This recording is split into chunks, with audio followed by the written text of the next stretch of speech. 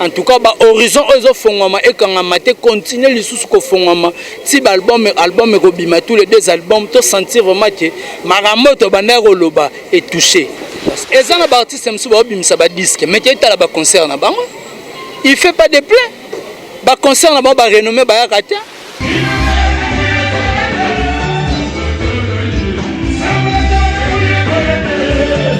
moni ba Johnny Hallyday to zuba ba Isundu da ba benga Koffi Olomide na ba kombo moko tellement ebele baloba kutuye okoza légende te faut ba luke su kombo mo za likola ba légende wana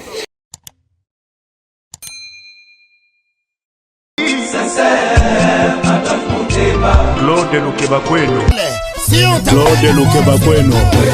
Claude Lukebakweno. Prochaine naïe, j'espère. Claude Lukebakweno. Prochaine naïe, j'espère. Bokoto babi Claude Lukebakweno TV et na montage Bagoloise nyonso oh vraiment bolinga boyoka actualité à mission na bino bolinga mingi faire gola Jésus de nyonso et puis actualité musicale et ça awa na Claude Lukebakweno TV moto danger na baki susu moto danger et vraiment to tindika ba chaîne mike batikela biso nzela to leka avec boss de boss initiateur à chaîne oyo Claude Lukebakweno l'homme de jugement par défaut le guerrier de faire gola maître Moussa Mangi makambo bandi ya nika be kabolos boucle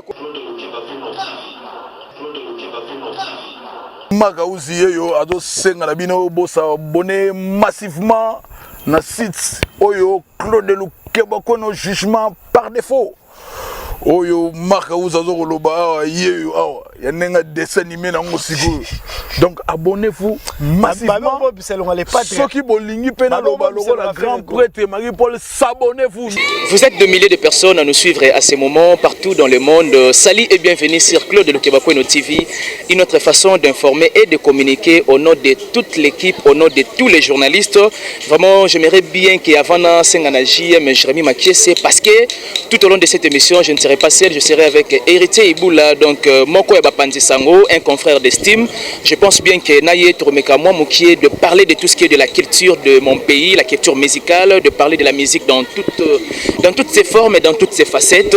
Et pourquoi pas aussi Toromeka Mouamoukié parler de pas mal des artistes de mon pays. Mais avant d'enseigner JM Jérémy Makiese à Fongwelanga Caméra, j'aimerais d'abord bien remercier mon boss Claude Lukebakweno jugement par défaut et un grand merci encore une fois de plus na Baby Mbouya Mimi Mwakou de Paris boza tellement ébélé mais j'aimerais bien d'abord que to n'enseigner JM Idenga déjà Fongwelanga Caméra et puis ça a la possibilité de saluer mon invité mon confrère d'estime Mbote avec beaucoup d'amour fraternel à qui je dis bonjour Héritier Iboula. Ouais, bonjour Ben, bonjour na bandegonion so barolanda biso na Lukebakweno TV et puis merci beaucoup na boss des boss. Yanga na bien ka boss l'homme de jugement donc Lukebakweno l'homme de jugement garçon de disque toujours présent, toujours force na nenga mugedene lo bara papa chéri toujours. Donc merci beaucoup na bandegonion so balingaka Héritier Iboula muyaka na bango nyonso mutapesa ka lengi.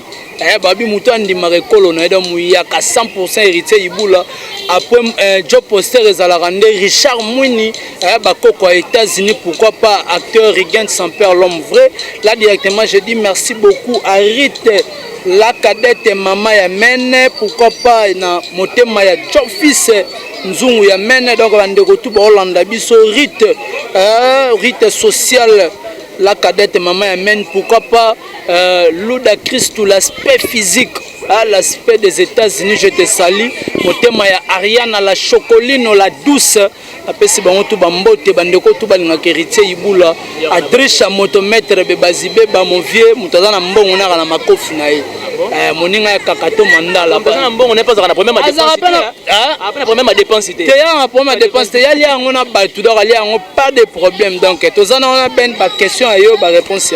Parfait, Héritier Iboula, je pense bien que ça lui plaisir. La mère Mélanie Pemba, donc de Bundes, mère de mère, et Héritier Iboula. Ferrego a déjà le padre, les bandes a déjà un boca, trop de sollicitations.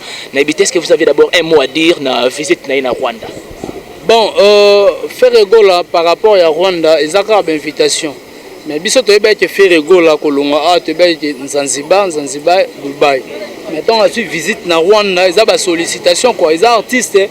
akangi maboko te parce que artiste aza au forum mona toloba miko artiste à cheval donc dynastie harmonie et puis ko beta équipe managériale au senti aya au senti efficace donc ba osala musala pour que artiste azala un peu libéral ozomona donc ne ba bengisi na Rwanda bongo ate masolo katuku bianza artiste a redéplacer pambate donc atieka pona ko arranger makambo po na jet set wana banani ba Mati de Gaulle balia ba guide digital balia ba Igo Lubasu balia ba Ferrari balia donc ba général Etumba Kunzardo balia donc c'est ça son travail et puis maman Marie Makeso ebikaka ba lifante pe a parler balia donc ça ba sollicitation à faire to bo keleka ba genre de fleurs belé en tout cas ba horizon ozo fongwama et quand mate continuer les sous ko fongwama ti ba album ko bima tous les deux albums to sentir vraiment que maramoto bandero loba est touché.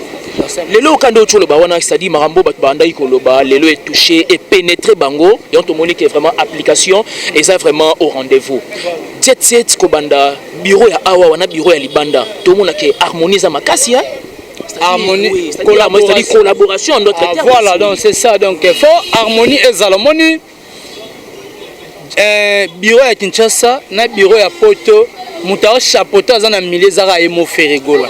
Mais tellement que biso tout ça l'intérêt qu'a artiste donc au bundana poani to so na poani parce que là où il a la division na ebi que unité rozalate et puis to teli boso te be chèque ba nozala makas mais je crois que non ndenge ba bureau ba se comprendre ba fan d'ici indus ba fan d'ici idéologie ba mo travail la RHP mo travail même moral on dit félicitations à tous les ba bureau nyonso ya fait rigolo ba libanda ya poto na ba ope baza na Kinshasa en tout cas te féliciter bango parce que musala ezala vraiment kitoko merci musala ezala vraiment kitoko parce que soki bango basali musala mabe to bango ba discuter na bureau ya awa management ezala bien te et puis communication ezala kitoko to mona muto aleki ko to alobi maka mususu o kuna leki kuna alobi maka mususu donc il faut bureau Kinshasa na bureau poto batambo de pair bureau ya Poto eza bureau ba fan donc bureau eza anakin eza uniquement bureau simbaka jet set donc il faut ba travailler vraiment en collaboration makasi to pesa ba félicitations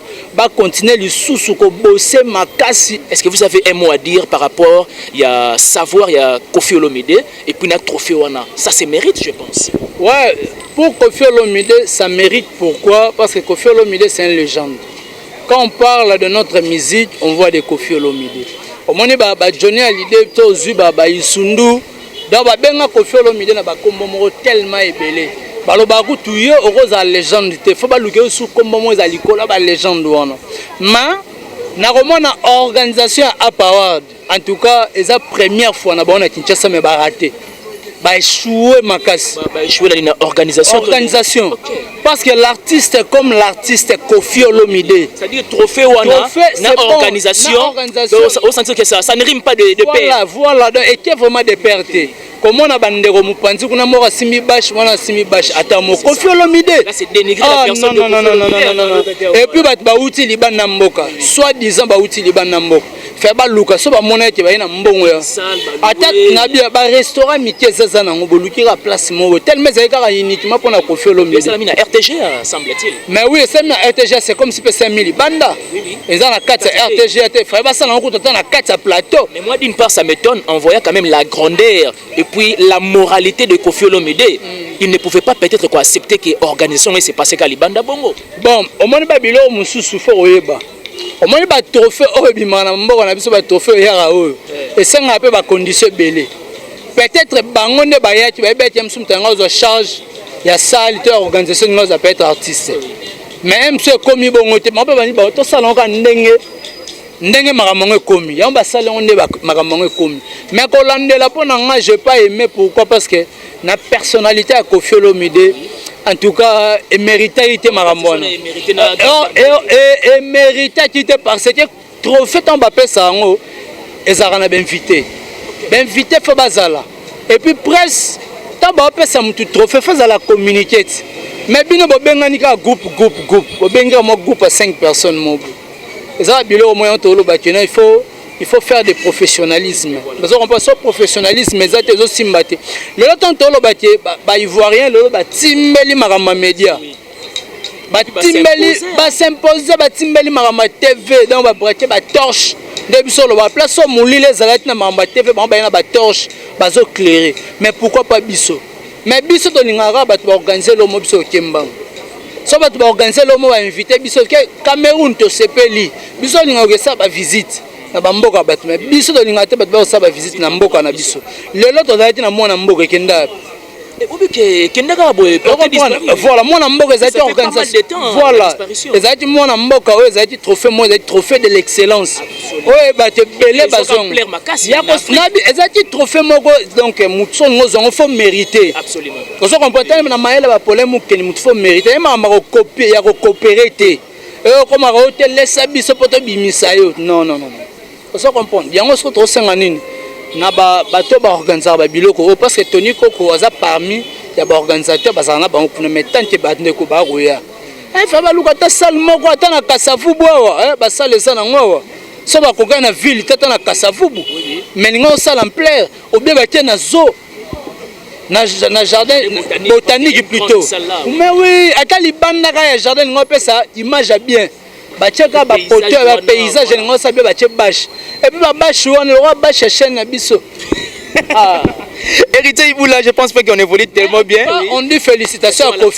Kofi Olomide pour notre trophée et Salimo Tito connaît l'Egni Junior M France et Salina Tito connaît l'Egni donc on est ensemble avec l'artiste et au CP là qui comme on a trophée malgré Mboula et Bomaï vraiment mais quand même Marambe Salamati. Papa chéri Jibem Piana tellement ba mélomane ba n'habitation na benga ça dit famille à BCBG basé le balle de maths mais il y a cela quelques jours passés à été presté je pense que c'était le week-end dernier na cadre ga papa chéri moi ko s'appelle sabato yaye azaki na concert mo boywana j'aimerais d'abord bien na bokasité à régie ba balancer les éléments comme ça to zonga te bande ni osala moi analyse sur yango suivez.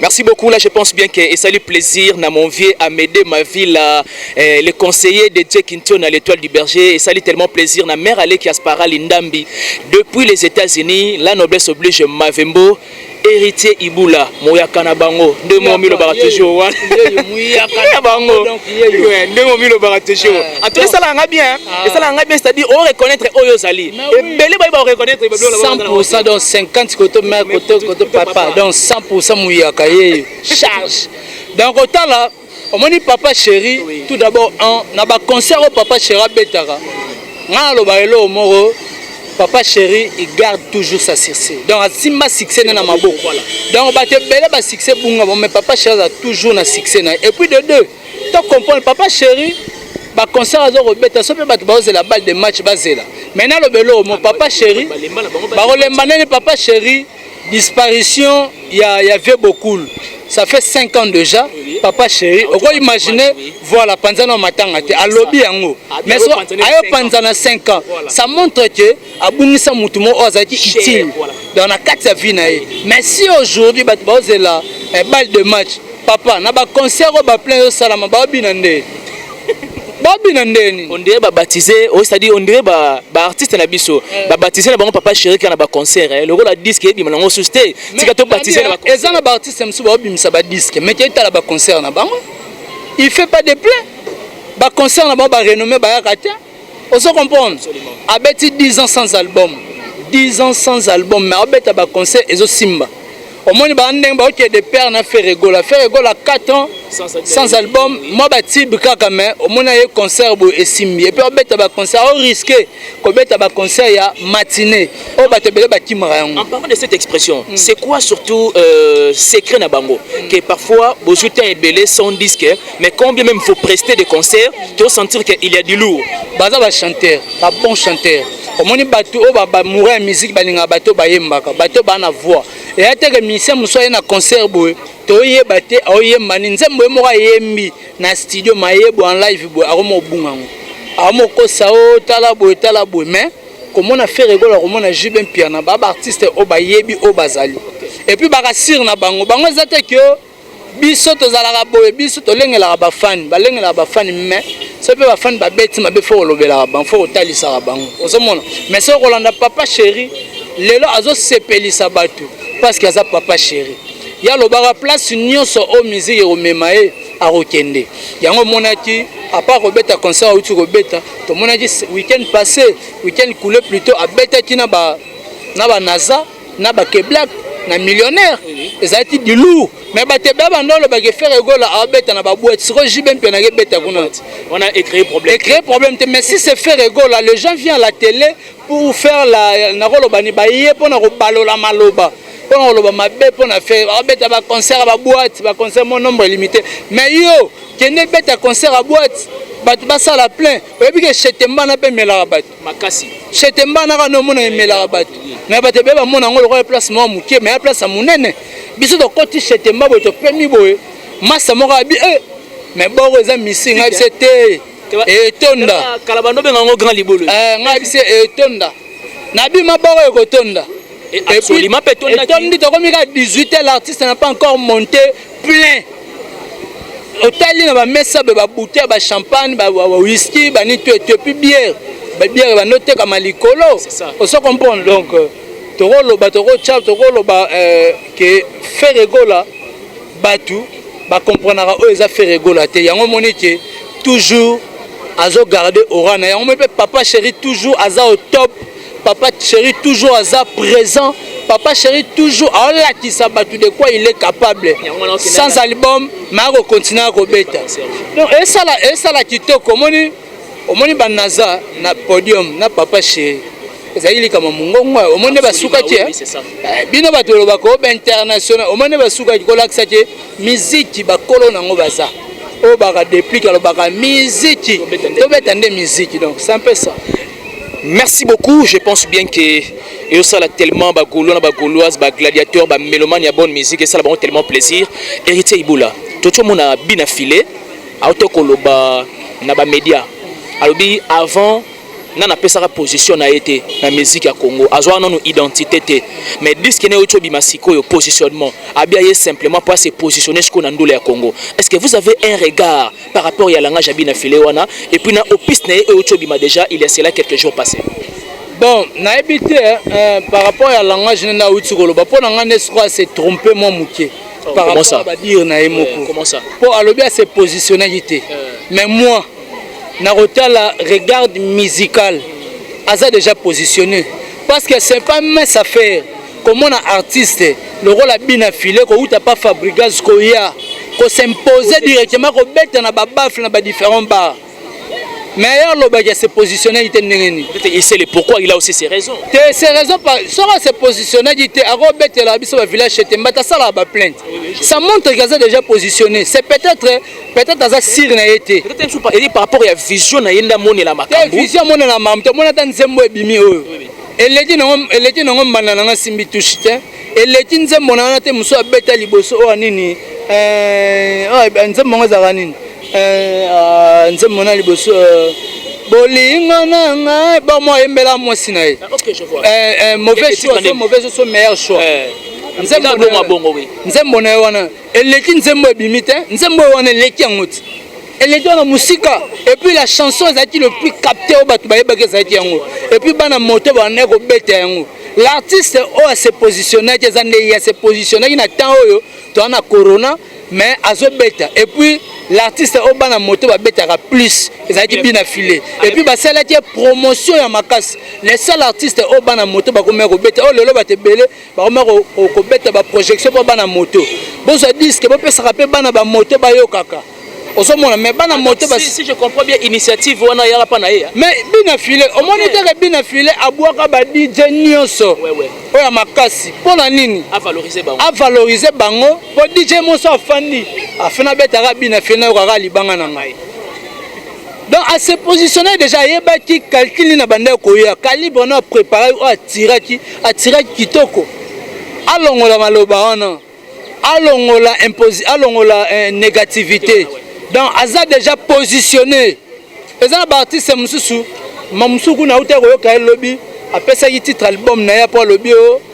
abinini mode out donc apesaki titre de voler artiste on sait rien apesaki titre album Gibson OK na landa ye lobby ma Gibson Kalavier na regete suna he apesaki titre album na ye après abio na apesaki titre on po na ye na mode out donc apesaki so droit so yini na ngala lobby na bosan après so ye na mode out bon je ne sais pas après mode out yo nani ozomona ba artiste yala landa ye héritier no lo ba habité ba titre auto tchaka na album ezalaka pour na refaire tirer bateau absolument donc azati na raison grand thème mais solo olandi makamuteno mi ange mi de mort est-ce que na banzamba bete biso mama ba kindoju na kati mais toyoka bolingo te bolingo papa tokende zigzag chemin te toyoka bolingo donc c'est un peu ça azali na raison ba eza yana longola jeune na Ramaele ouais héritier watana voilà Ramaele on comprend aza vraiment teti Ramaele pour miselo ko na kolobaki to tchaka pona ko tirer bato baya donc ta bato baya koti na kati ayoki désolé ayoki gombe na gombe ozomona ça fait du bien et alors là Gibson nanga lobi abina yaki ce qu'on appelle si mode a compliqué ya mami na plateau OK a compliqué ya mami so zo yebate to obeta lisolo ya nini ozo comprendre ça comme le bato fan na nini na mode auto ozomona so on bina filé bazala na ba conseil bien habité l'artiste bien affilé à se positionner qui déjà kala pourquoi autant la concert auto obeta na chetemba papa ba mata ba somba ba cede na ba $1000 ba $2000 papa eza chakate ba mbara pe estimé na boulot na ya mais estimé ta la bande ko bele okutu bien affilé okuta ba non te ba beta ba chetemba na ba kokango pe kuté ba mo beta na ba nini sera organiser pique-nique mais un groupe ba tonde ba ye ba micheli ba kwiti kuna ba yeka ba sombika ba bière ici vient ngai pe Joyce Diena le formidable ana concert mo na village Chetemba on c'est pour le 16 mai en tout cas baza groupe ça est monté et ça organisation est-ce qu'on a ça moi à la tête apparemment tena mutu mone mtaza à la tête na contre Joyce Diena té lo ba mutu à la tête yo mais faut na vérifier problème là jamais très bon même donc na comprendre la tête lelo ndenge ya segara zonga sima omoninga loba na ba vie na biso tu ya njili ya changu en tout cas bo braka pe miso na ba artiste na biso c'est très important c'est pas di bozonga sa bango sima faut que tchaka bango poids mais bino bo zonga sa bango sima tala lelo je sais que tu peux ya loba te je sais na romo baluka na njili wana mais ba sangani apparemment comme si ba s'associer mais je sais que so lelo moni lelo bato pe basali ke bazonga pe kasi mais ça pe ka ba je sais quoi bozali na muninga Bernard Kochner comme on no luka ngwana ye Bernard Kochner bo sangana bo beta vitrine ah papa o ba chemi ba bima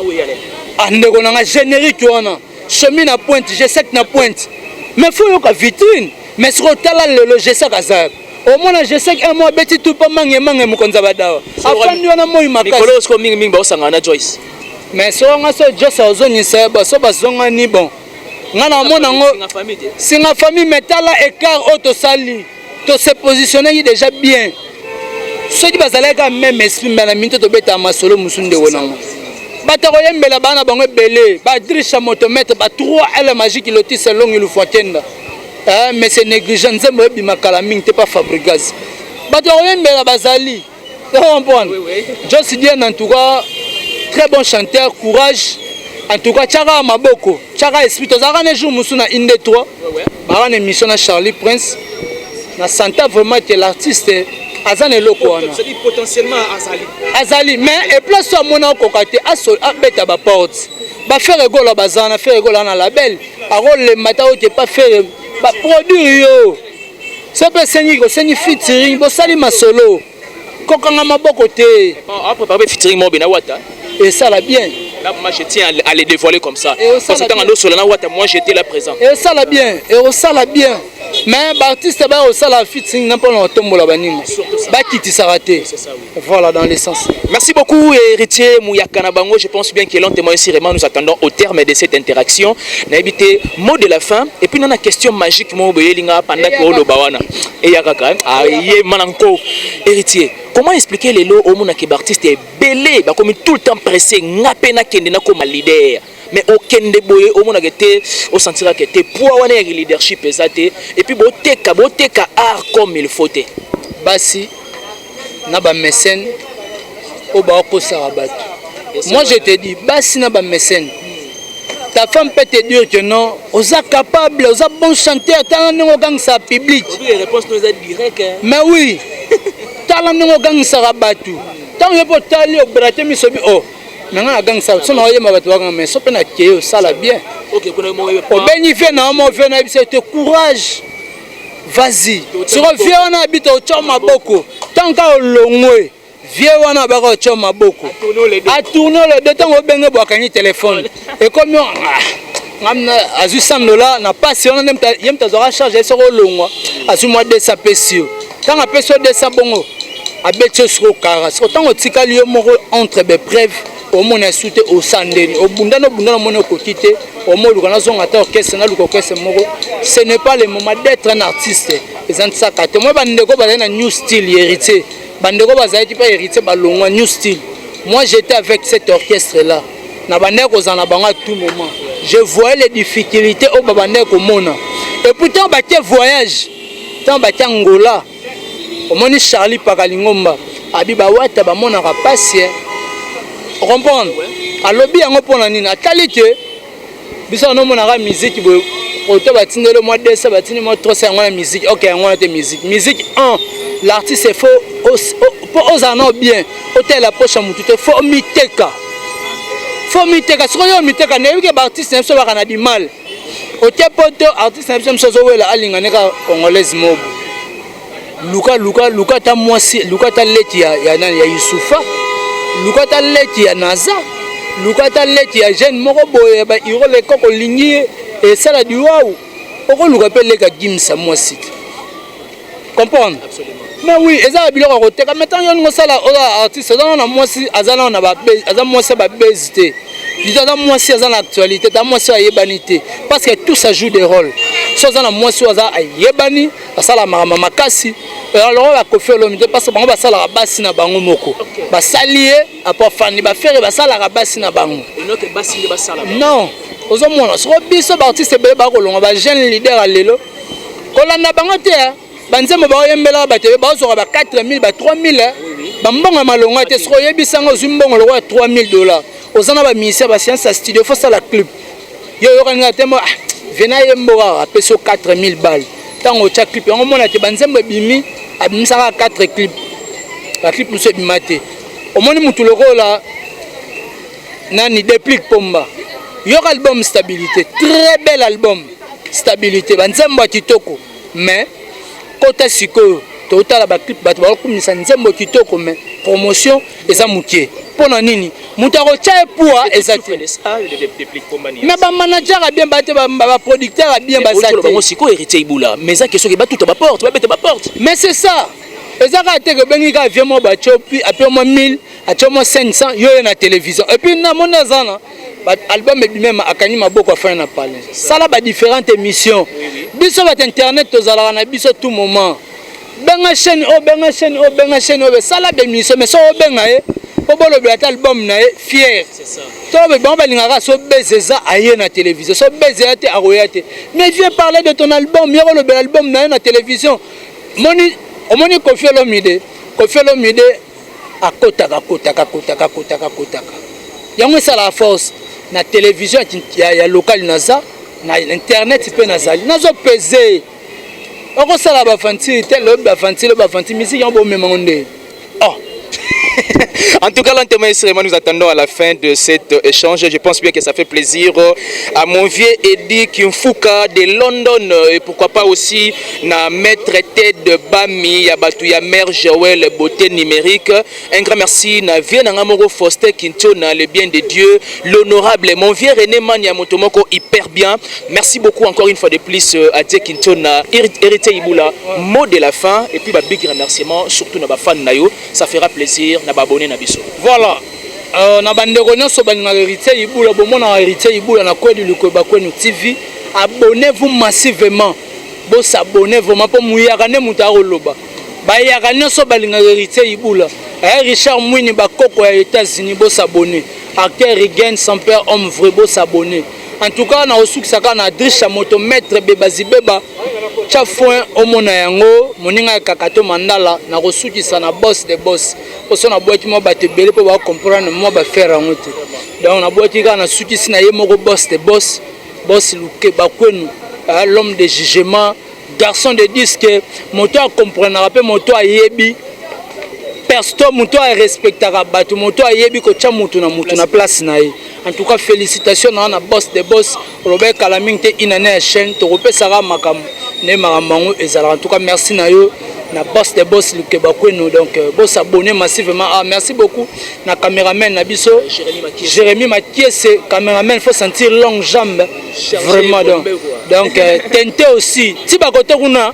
Voilà, merci beaucoup bandeko balinga Hérité Iboula plus 243 89 95 59 158 plus 243 89 95 59 158 donc na bandeko tout balandi biso bo porter biso vraiment rigueur.